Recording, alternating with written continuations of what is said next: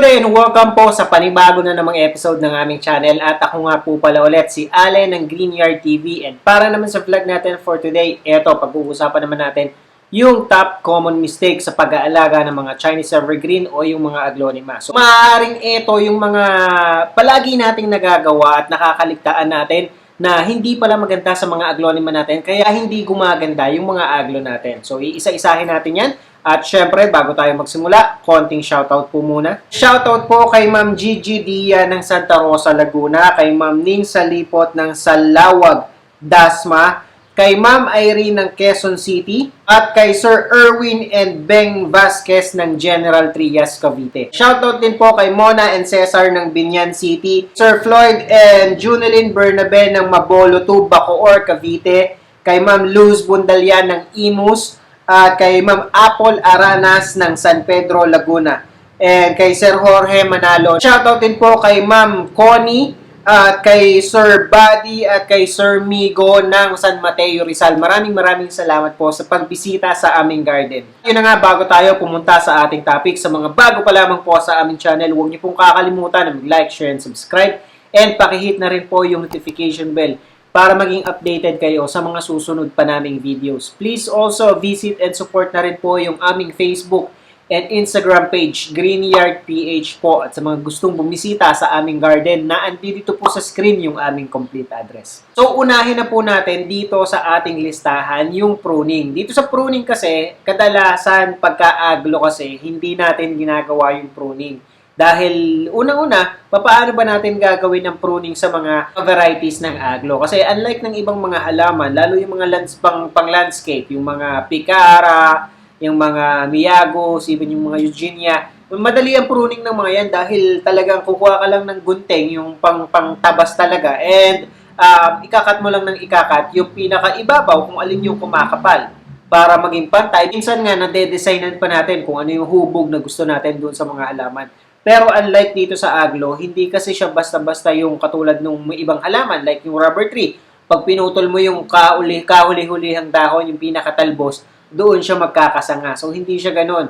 Ang pagtamang pagpuprune ng mga aglonema ay kailangan pumutol talaga tayo doon sa pinakababang portion ng halaman na to, katulad ng dito sa parting na to. Kita nyo yan, yung portion na yan, dito natin siya dapat putulin dahil hindi siya, yun nga, kahit bawasan mo kasi yung hindi siya katulad ng ibang halaman na puputulin mo lang yung pinakabagong dahon at magkakatalbos na siya. So dito po hindi. Alam nyo ba, napaka-importante ng pagpuprune sa mga aglonema. Kaya lang hindi natin masyadong ginagawa. Dahil syempre, takot tayo, unang-una, mababawasan yung dahon, yung kapal, or even yung pinakahalaman mismo, mawawalan ng dahon dahil tatanggalin nga natin. Buo kasi siya eh. Buo mo siyang tatanggalin. Hindi lang isa, dalawa, o tatlong dahon yung maaaring mawala pag nag-prune tayo ng mga aglo. Ayun, parang hinahayaan natin. And ito kasi, ginagawa ang pruning sa mga aglo. Sa akin, sa katulad ko, kapag ka nakikita ko na leggy na yung mga aglonema namin. And ito ay ginawa ko dito sa aming unyamani. Umpisa, syempre, pagka pinutol mo siya, ang mangyayari niyan, parang kalbo na, parang nawalan ka na ng aglo. Pero believe me, mas gaganda talaga yung mga aglo at mas dadami pa yung mga aglo ninyo. Kasi ang pagpuprune sa mga aglo, parang ang mangyayari dyan, para na rin kayo nag-propagate. Hindi naman mawawala ng silbi or mamamatay yung puputulin natin sa pinakaibabaw dahil yon ay pwede nating itanim sa panibagong paso o kaya pwede natin siyang i-water propagate. At ito namang naiwan, kahit pa yan ay walang natirang dahon, sisilbi itong paraan para mas kumapal, magkaroon ng mas maraming tangkay at lumabas yung mga panibagong suloy ng inyong mga aglo. So sa umpisa, syempre, parang manipis tingnan, pero yan ay simula pa lamang. So gusto nyo maparami yung aglo nyo at mas mapakapal, ito yung isang pinakamagandang step na kailangan natin gawin. Katulad ng nakikita nyo dito sa unyamani natin, ito yung ganito yung ginawa natin. So kinat natin yung ating unyamani, walang natira dyan kahit na isang dahon man lamang. Kayaan lang natin na nakatanim siya, hindi natin siya nalikot, hindi na natin siya niripat. And after siguro 3 to 4 weeks, ayan na. Nagsimula ng lumabas, dalawang suloy na kagad o ibig sabihin lamang na doble yung kapal agad ng dahon niya kasi dalawa parang puno na nakakapag-provide ng mga dahon yung sumibol dito sa ating unyamani. And as you can see, siguro mga 2 months na to, 2 to 3 months na to, and makikita nyo na mas makapal na siya at mas maganda at hindi na rin siya ganong kalegi. So, yun yung isang maganda or advantage kapag ka nagpuprune tayo ng mga aglo. Huwag kayong matatakot na bawasan or putulin yung mga aglonema ninyo dahil believe me, mas gaganda sila pagdating ng panahon. Most especially, yung mga leggy ones na. Kasi yung mga leggy aglos, pangit na rin siyang tingnan eh. Dahil ang taas-taas niya na, ang tangkad niya ng tingnan, tapos ang pinakaibabaw lang naman dyan, yung may dahon. And ang susunod naman sa ating listahan, syempre, yung not enough sunlight. So, pagdating sa aglo, masasabi natin na syempre, itong mga aglo, kahit saan mo siya ilagay isa siya sa pinaka-flexible na halaman. Kasi, mabubuhay naman siya kahit ilagay mo siya sa mga darkest corner of your house, sa mga madidilim na area, sa mga spot na walang masyadong liwanag, okay sa kanya, hindi siya basta-basta mamamatay. Pero, syempre, meron din siyang disadvantages or may consequence yun. Although, hindi na mamatay yung mga aglonema na yun. And ito, pwede naman talaga. Pwede mo namang ilagay siya kahit sa madidilim na lugar. Most especially, yung mga varieties ng aglo na galing dito sa atin. Ano-ano yung mga yan? Yung Snow White, Pink Lipstick, yung mga Doña Carmen, okay yan. Hindi yan masyadong magbabago sa environment. Try ko din sa mga Thai yan, pero mas gusto ng Thai yung talaga yung maliliwanag, yung mga galing na sa ibang bansa ng mga varieties ng aglo, yung mga mapupula like yung Ruby, Suksum Jaipong. So, mas gusto talaga nila mas maliwanag. Pero dito sa mga ano natin, sa local varieties natin, walang problema. Kahit ilagay mo siya sa mga sulok-sulok, okay lang yan, magta-try. Nga lang, may consequences talaga siya. At kung gusto mong gumanda ang iyong mga halaman, mas kumapal ang mga halaman mo, ito yung maaaring dahilan kung bakit hindi sila gumaganda. So, manonotice nyo naman na okay naman, thriving naman, or hindi naman namamatay yung inyong mga aglonema, pero hindi din siya gumaganda. Kasi unang-una, babagal sa paglaki, sa paglago, at sa pagpuproduce ng panibagong dahon ng inyong mga aglo kapag hindi sila nakakakuha ng enough sunlight. And mapapansin nyo din na parang medyo mas matamlay yung dahon ng mga aglo ninyo. Pre, mas madilim na spot, mas worse para sa kanila.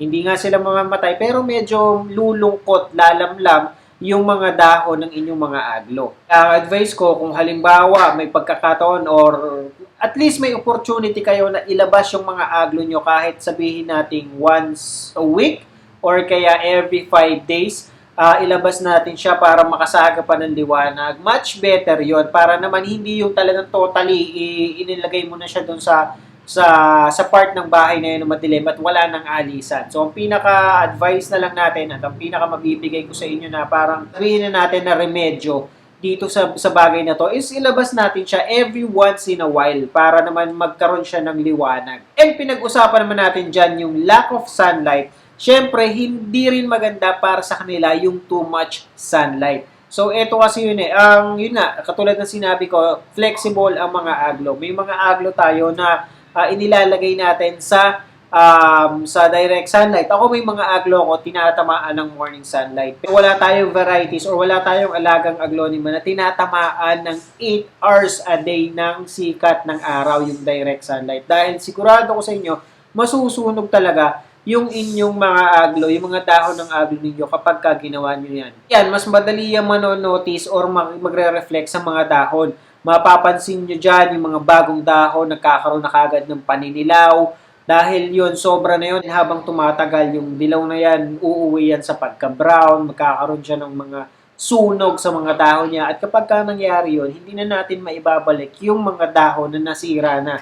Kaya avoid din natin. Kahit saan kayo pumunta na garden, kung manonotice ninyo, yung mga aglonema laging nasa shaded na area, shaded na part. Hindi din siya masyadong isinasama sa mga landscaping projects. Kasi bakit? Karamihan ng mga pang-landscape, direct sunlight yung pinaglalagyan. And hindi talaga sila, although magaganda talaga at makukulay ang mga aglonema, hindi talaga sila yung mga pang-landscape na halaman. So, kailangan lagi silang nasa shaded o nasa filtered. Yung mga nakalagay sa mga net, na-filter ng net yung sunlight, wala namang problema doon. Morning sunlight, kahit pasabihin mo hanggang 11 a.m. tinatabaan yan, walang problema, wag lang maghapon. Especially yung mga aglo na galing sa Thailand, napakadaling masira ng mga dahon ng mga ito. Kaya iiwasan natin yan. Anhin mo pa yung mga naandi dito na sa atin Itong mga sa atin, medyo matitibay na sila Although itong mga halaman na to, natitrain siya.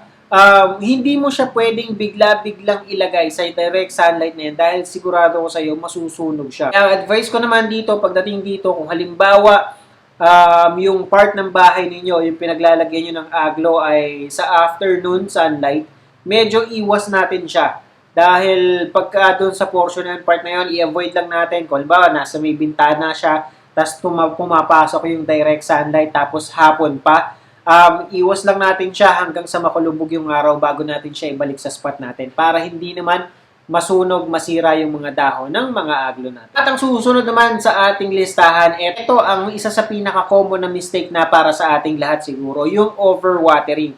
Kapag ka nag-overwater tayo sa aglonema, although ang aglonema kasi bago yan mag-suffer sa root rot, medyo matatagalan. So based on my experience, mas matibay talaga yung mga ano natin, yung mga aglo natin dito. Mas mahirap pang pagandahin itong mga itong mga galing sa Thailand. Ang bilis nilang malusaw, ang bilis nilang ma-overwater kung ikukumpara natin dito. May mga aglo kami, yung local varieties, nandiyan sa net, tag-ulan, walang problema, nandito sa filtered, tag-ulan, walang problema, hindi sila nalulusaw basta-basta. Pero ito, yung sabihin mo na lang na napapadalas sila sa dilig, mapapansin nyo unti-unti na masisira or maninilaw yung mga dahon niya. At kapag ka nakita nyo na siguro paisa-isa lang yung paninilaw ng dahon niya, isa, dalawa, ibig sabihin lang noon medyo nagsasuffer na sila sa overwatering. Lalo na kapag ka na-notice mo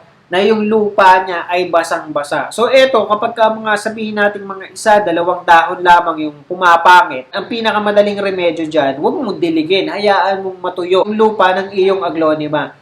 Tsaka mo lang siya ulit didiligan kapag ka sila ay natuyo na. Pero magsimula ka na mag-worry kapag ka nakita mo yung mga aglo mo, talagang unti-unti nang nanglalagas yung dahon niya, nawawala, 2, 3, 4, yung mga naninilaw na at ilan na lang yung natitira. So, bungkalin mo na siya, tanggalin mo na siya dun sa pot na pinaglalagyan niya, i-check mo na yung roots niya kasi yun nga, madaling masira, madaling mamatay or mag-suffer sa root rot yung mga varieties na galing ng Thailand o yung mga mapupulang varieties. So, tanggalin mo na kagad siya, palitan ng soil hanggat maaari. Kasi I can assure you, kung gaano kabasa yung ibabaw ng soil ng iyong halaman, doble or triple pa yung basa niyan sa pinakailalim.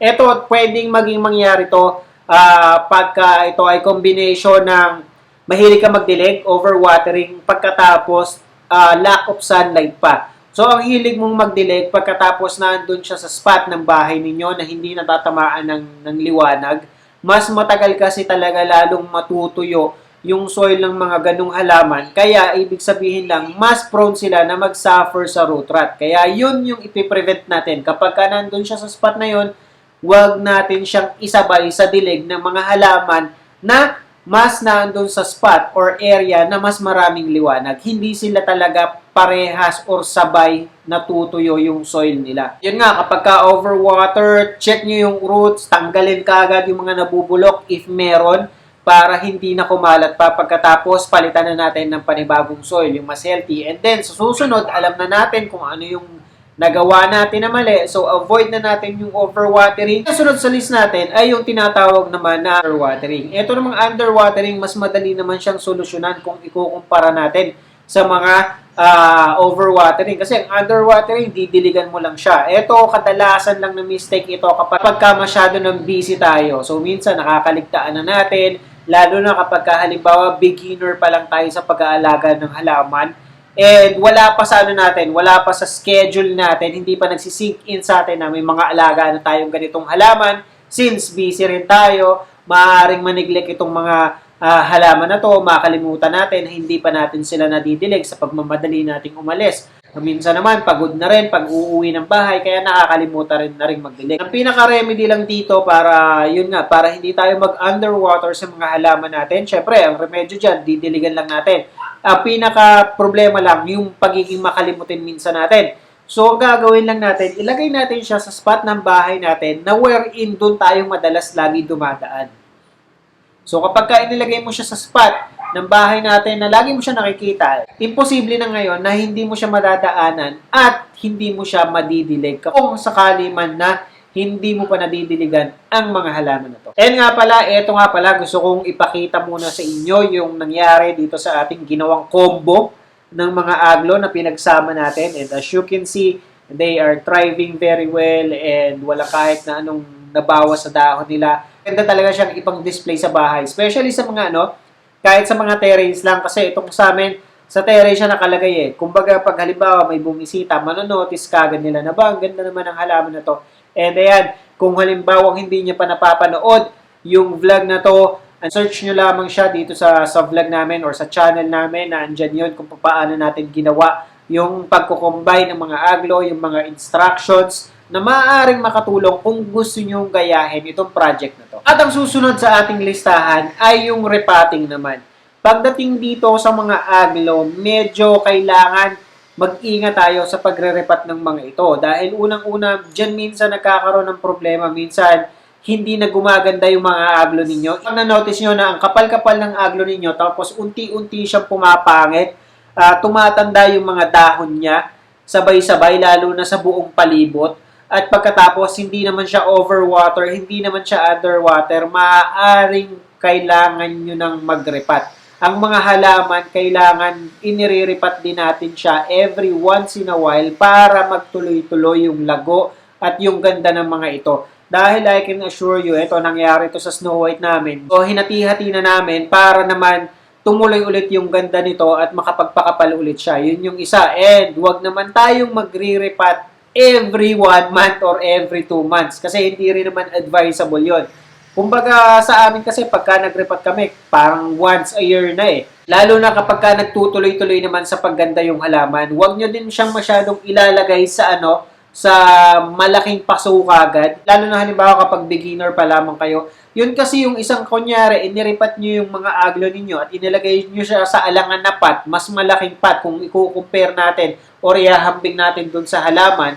Ang tendency niyan, mas prone tayo sa overwatering dahil mas marami yung kailangan nating idilig sa kanya, hindi natin makokontrol yung pagdidilig sa kanya. Okay lang siguro yung sabihin nating repat na magpapalit kayo ng paso dahil pangit na yung paso. Pero yung sasabihin yung mag-a-adjust kayo or papalakihin nyo yung pot nang hindi pa naman ganun kakapal or hindi pa naman alangan yung halaman sa paso niya, tingin ko hindi naman siya necessary na gawin. Tulad ko, yun nga, ako nagre-repat lang ako kapag una sa lahat, napapansin ko na pangit na yung soil o pangit na yung halaman mismo. Hindi na siya gumaganda, hindi na siya nagkakaroon ng dahon. Pagkatapos, isa pa dyan, kapag ka-overwatered, so factor na nililikot ko yung halaman, pinapalitan, hindi naman totally repotting, kundi palit lamang ng soil para naman magtuloy-tuloy at hindi mamatay yung mga halaman namin.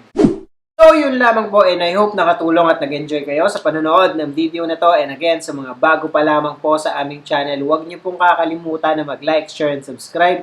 And pakihit na rin po yung notification bell para maging updated kayo sa mga susunod pa naming videos. Please also visit and support na rin po yung aming Facebook and Instagram page, Greenyard PH po. Magkita-kita po ulit tayo sa susunod na episode ng Greenyard TV and thank you for watching.